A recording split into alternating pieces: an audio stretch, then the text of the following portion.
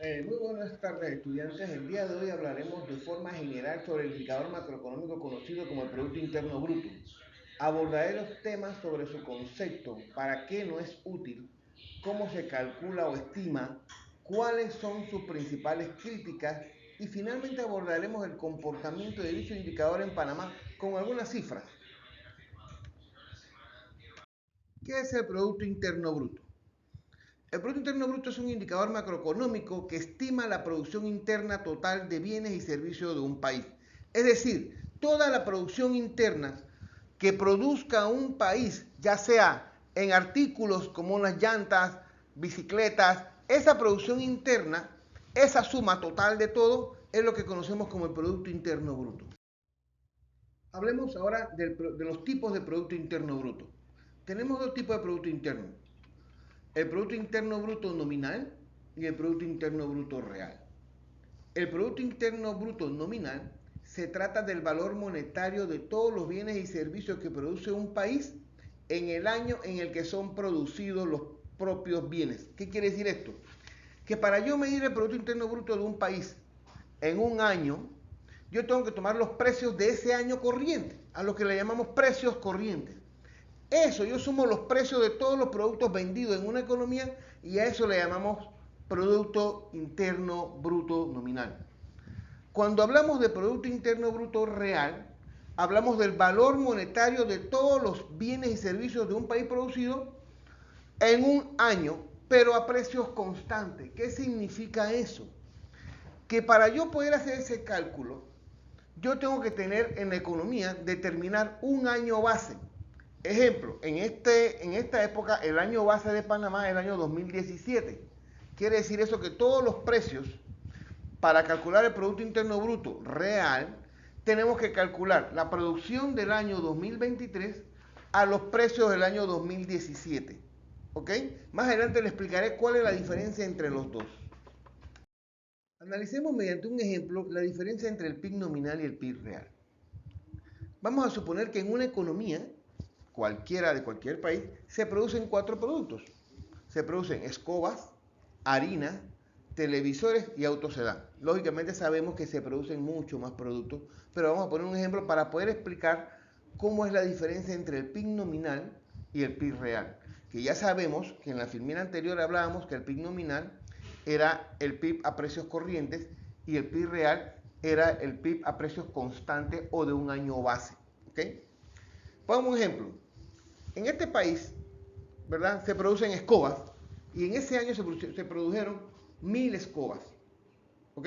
Pero cada escoba a $1.25. Eso sale que para ese año la producción total de escobas fue de 1.250.000, perdón, $1.250. Cuando nos vamos con las harinas, que es en kilos, se produjeron 5.000 kilos. Esos 5.000 kilos producidos al precio del año 2022 son $5.000. Cuando hablamos de los televisores, se produjeron 5.000 unidades de televisores a 450 cada televisor, se produjeron $2.250.000. Y cuando hablamos de los autos sedanes, se produjeron 3.000 o se vendieron 3.500 autos a un total de $12.800 cada uno. Eso nos da $44.800.000. Cuando queremos saber cuál es la producción total del país a nominal o PIB nominal, sumamos los 1.250 más los 5.000 más los 2.250.000 más los 44.800.000. Eso nos dice que ese país en ese año tuvo un PIB nominal de $47.056.250. Ese es su PIB nominal. Pero cuando queremos saber cuál es el PIB real de ese mismo año, tendríamos que entonces hacer la multiplicación por los precios del año base, que no son los mismos precios del año corriente. ¿Por qué razón? Porque como todos sabemos, los precios siempre van en aumento. Entonces yo no puedo hacer una comparación de un PIB del año 2020 con el año 2017 utilizando precios diferentes, porque de repente yo produzco más, pero los precios son menos. Entonces la producción me va a salir muy poco. Les voy a poner un ejemplo. Imagínense que producimos escobas, ¿verdad? En el año 2022, ¿verdad? pero producimos 1000 unidades. A $1.25, eso me da 1250. Pero esas mismas escobas que yo produzco en el año 2017 costaban $1. Y el PIB real es de $1000. O sea, aquí ven que la producción sigue siendo la misma, pero el PIB cambió. ¿Por qué cambió? Por la inflación. Porque en el PIB nominal yo no he quitado la inflación. Porque el cambio de precio o la subida de los precios es lo que nosotros conocemos como inflación. Y esa inflación está afectando el precio o el PIB real de ese momento. Por eso, cuando vemos las harinas pasa lo mismo. La harina en el año 2022 cuesta $1. Pero en el 2017 la harina costaba 75 centavos el kilo. Y cuando yo multiplico 75 por los 5.000 dólares, me da $3.750. No los 5.000 que me da a precios corrientes o precio nominal. Los televisores pasa lo mismo. Las 5.000 unidades multiplicadas por 350 me da 1.750.000. Entonces comenzamos a ver que todo disminuye, pero es porque el precio al año base disminuye. ¿Ok? Y el auto sedán pasa lo mismo. En vez de ser 44 millones, ahora son 37 millones. Entonces, aquí mira el resultado que tenemos. Tenemos que en el 2022 el PIB nominal, o sea, a precios corrientes, es de 47.056.250. Pero cuando agarramos ese mismo PIB y queremos hacerlo real, que sea que quitándole la inflación o, dicho popularmente, quitándole el efecto eso de subida de precio, ¿verdad? Queda que el PIB no es 47 millones, sino que es 39.554.750. Esa realmente es la diferencia entre el PIB nominal y el PIB real.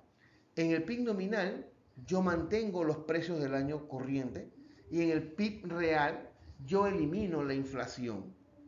Esa es la gran diferencia y el que más utilizamos para podernos guiar realmente es el PIB real. Hablemos ahora de cómo calculamos el Producto Interno Bruto o la fórmula del PIB. El PIB no es más que la sumatoria del consumo más la inversión más el gasto más X menos M, que son las exportaciones netas. En pocas palabras, C es el consumo privado. ¿Qué es el consumo privado? El consumo privado es el consumo que hacemos todos nosotros cada vez que salimos a los malls, a las tiendas, a los supermercados. Ese consumo, el total de ese consumo es lo que se suma ahí. La inversión privada es toda la inversión privada que se haga dentro del país en un año. Todos los edificios privados que se construyen, los supermercados, los malls, toda esa inversión privada que no tenga nada que ver con el Estado. El gasto público es todo lo inverso a la inversión privada. Es todo el gasto que hace el gobierno a través del dinero que recoge con nuestros impuestos. Ese gasto público es el que vemos en carreteras, escuelas, hospitales, insumos, etc. Todo eso es el gasto público. Y las exportaciones netas no es más que las exportaciones menos las importaciones. Para todos es sabido que Panamá es un país meramente exportador. Nosotros importamos muy pocas cosas. Nosotros exportamos más de lo que importamos. Por eso que esa diferencia siempre es negativa. ¿Ok? Entonces, para que tengan un concepto claro, la fórmula del Producto Interno Bruto solamente es consumo privado más inversión privada más el gasto público más X menos M, que son las exportaciones netas. Veamos ahora algo que influye mucho en la opinión de las personas o de los economistas por lo general, que es la crítica que se le hacen al cálculo del Producto Interno Bruto. Un ejemplo es que la primera crítica que se le hace es que no considera la distribución del ingreso. Dice que el PIB no refleja cómo se distribuye la riqueza dentro de un país, que puede tener un PIB muy alto, pero que una distribución desigual en el ingreso entre la población. ¿A qué se refiere esto? Esto se refiere a un indicador que conocemos como ingreso per cápita o PIB per cápita, que es el ingreso por persona. No es más que una división del Producto Interno Bruto entre la cantidad de pobladores que hay en un país. Esa división en Panamá actualmente da $17.500, lo que significaría que cada uno de nosotros deberíamos tener un ingreso mensual de $17,000. Pero aquí sabemos que nadie lo tiene. A eso se refiere el primer punto. El segundo punto dice que no valoras actividades no monetarias. ¿Cuáles son esas? Dice, no incluye actividades económicas importantes que no se realizan en el mercado, como el trabajo doméstico, no remunerado o el voluntariado, lo cual subestima la verdadera contribución de esas actividades. Les pongo un ejemplo. Aquí siempre hablamos de la ama de casa, de las esposas que no trabajan. Ese trabajo que se hace no es remunerado, es un trabajo gratuito que hacen las madres de todos nosotros, algunas, ¿verdad? Y ese trabajo no es remunerado. Eso dice que ese trabajo el PRIP no lo incluye. O esta producción que ella hace dentro del hogar no se incluye en el cálculo del PIB. También dice que hay algunas actividades de donaciones o voluntariados que la gente hace. Esa gente que sale a las calles a dar voluntariados, a reparar una calle, a reparar una casa y no cobra por eso, esa actividad no se incluye. Eso es lo que más o menos refiere en esta segunda crítica. La tercera crítica es la que más importante a mí me parece, que es no considera el impacto ambiental, y en esa sí estoy bastante de acuerdo. Dice que el PIB no mide el agotamiento de los recursos naturales ni los costos ambientales. El crecimiento económico puede estar asociado con la degradación del medio ambiente, pero el PIB no refleja este impacto negativo. ¿A qué se refiere? Nosotros para producir tenemos que utilizar recursos naturales. Esos recursos naturales tienen un agotamiento, se acaban. ¿Ok? Y al acabarlos también destruimos el medio ambiente. Lo que dice el que plantea la crítica es que nosotros deberíamos restarle a la producción total todo lo que extraemos del medio ambiente que hemos destruido, el costo ambiental. Un ejemplo, si vamos a hacer una plaza de estacionamientos o un mall, tenemos que, y ese lugar en un lugar boscoso, nosotros eliminamos todos esos árboles y construimos el mall y hay una actividad de producción. Pero nadie resta o elimina del Producto Interno Bruto la devastación que hicimos. En eso estoy bastante de acuerdo, porque tuvimos que devastar y destruir para construir. Entonces, eso es una crítica bastante aceptable. No distingue entre calidad y cantidad. Si bien el PIB refleja el valor total de la producción, no hace diferencia entre bienes y servicios de alta calidad y aquellos de menor calidad. Por ejemplo, un aumento en los costos en la atención médica debido a enfermedades no se distingue de un aumento debido a la mejora de la calidad en la atención. Exactamente. El ejemplo, vamos al mismo ejemplo que ponen aquí. Nosotros vamos a las cintas médicas y hay un aumento en consulta médica, hay un aumento en el ingreso de los médicos.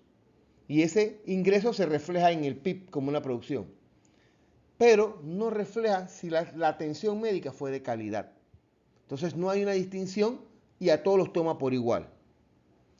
No contempla economías sumergidas o actividades ilegales. Bueno, eso es cierto. No registra completamente la economía informal, incluyendo actividades ilegales, lo que se puede llevar a la subsanación de verdadero tamaño de la economía. Es cierto. Cuando hablamos de actividades ilegales, nadie contabiliza la venta de droga ni el consumo de droga. Eso no se contabiliza, eso no se lleva.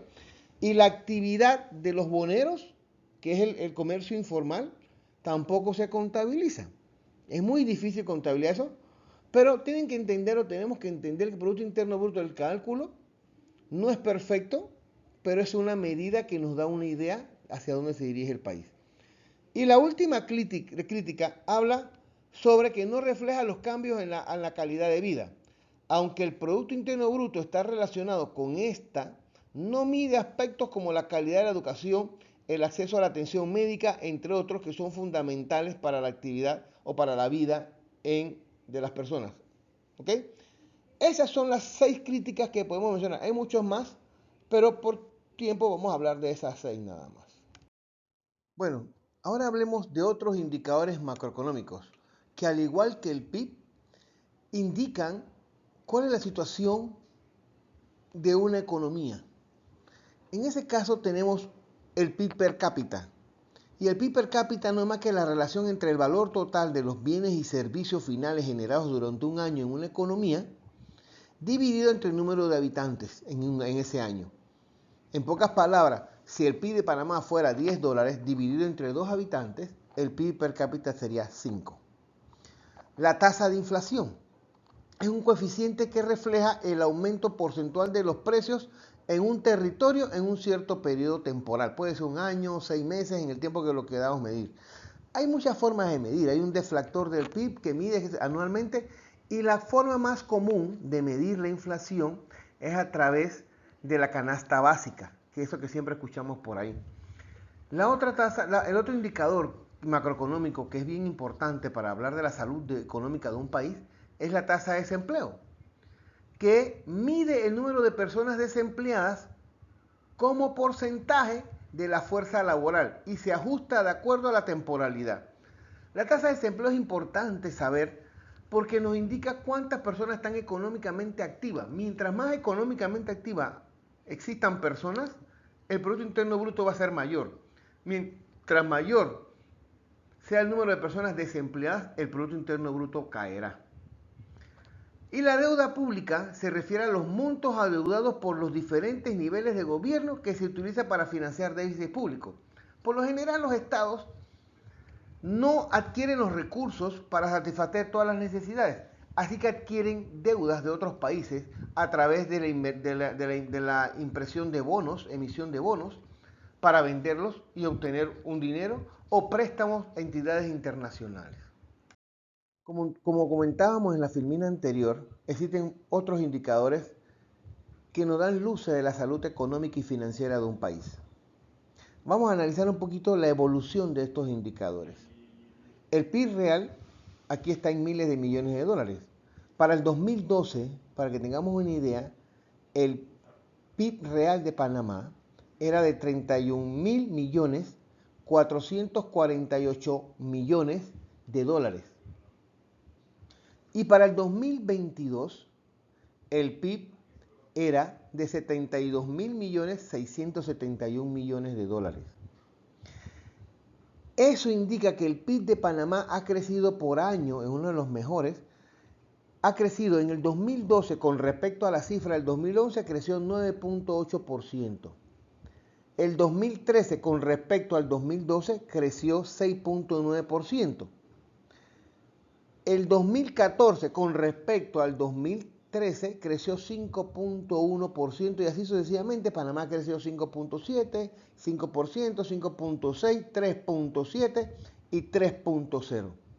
Pero llama la atención que en el año 2020 el PIB no creció, sino que decreció. Como podemos ver, habla de menos 19.7%. ¿Y eso a qué se debió? Lógicamente a lo que todos vivimos, a una pandemia, donde se cerraron, todos los sectores productivos cerraron. Y lógicamente no hubo producción y el PIB decayó con respecto al año 2020. De repente en el 2021 hubo una recuperación de 15.3% con respecto al 2020. Y en el 2022 de 10.8% con respecto al 2021. Y así hemos ido retomando un poquito la tasa de crecimiento. En el PIB per cápita en el 2012 dice que cada panameño tenía 9.050.27 dólares. En el 2022, un año atrás, 18.204.9. Ese es el PIB per cápita, que es el ingreso que tenemos que tener nosotros, cada panameño. Pero como hablamos anteriormente, una de las críticas al PIB era la mala distribución. Y por eso es que no todos tenemos ese ingreso y otras personas tienen un ingreso mucho mayor que $18.000 mensuales. Hablando de la tasa de inflación, que ya se lo había explicado, que era el aumento de los precios, en Panamá la tasa de inflación va de 5.7 a 4, 2.6 y comienza a bajar a 0.1, 0.7, 0.9, 0.8, negativa 1.6 y 2.9. ¿Por qué razón Panamá tiene tasas de inflación muy bajas? Aunque a muchas amas de casa o a mujeres no le piensan que es mentira, porque ellas van y piensan que todo sube de precio. Pero es que aquí hablamos de todos los productos en una economía. No importa si el azúcar baja, pero bajaron el precio de los carros, bajaron los alquileres, si sube tal cosa, o sea, de repente uno se arma de la inflación de los productos que más consumen, pero hay unos productos que no consumimos que bajan de precio y eso hace que la inflación sea muy baja. Otra cosa que tengamos una inflación baja es porque tenemos el dólar. que es uno de los beneficios de tener el dólar. Es una moneda fuerte que no decae. En otros países, cuando tienen pesos colombianos y la moneda se devalúa, automáticamente hay aumento en la inflación.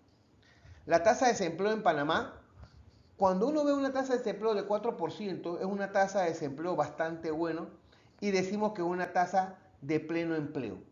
Aquí pueden observar que Panamá ha tenido tasas de empleo o de pleno empleo de 4, 4.1, 4.8, 5.1, 5.6, pero en los últimos años, en la pandemia, en 2020, de 18.5. Ahí está la explicación de por qué el Producto Interno Bruto cayó. Y hemos tratado de retomarla a 11.3 y ahora hoy día está en 9.9. La deuda pública de Panamá está en miles de millones, igual que el PIB. Y aquí habla de 12 millones, 12.351.000. Y hoy día anda en 44.000 millones. Pero ya la deuda pública en Panamá al día 2023 anda por arriba de los 60.000 millones de dólares. Para que tengamos una relación del PIB contra la producción. Si ustedes ven el PIB en 72.000 millones y la deuda en 44.000 millones, nos está diciendo a nosotros que tenemos una relación deuda-PIB del 60%. Eso es como si ustedes ganaran $100 al mes y debieran $60 y te quedan 40 para moverte. Mientras más grande es esa relación, Panamá tiene menos espacio para moverse y eso habla de la salud de una economía. Bueno, para concluir, además de conclusiones, podemos decir que son más reflexiones. Podemos decir que aunque el Producto Interno Bruto o la fórmula o el indicador macroeconómico del Producto Interno Bruto no es perfecto, nos da una idea bastante clara de cuál es la salud financiera de un Estado o un país. Que la deuda pública de Panamá está creciendo muy rápidamente y esto puede afectar en algún momento la salud financiera de nuestro país. Que el ingreso per cápita como indicador refleja la mala distribución de la riqueza. Y que a pesar de esos indicadores, Panamá es una de las economías más pujantes del continente americano.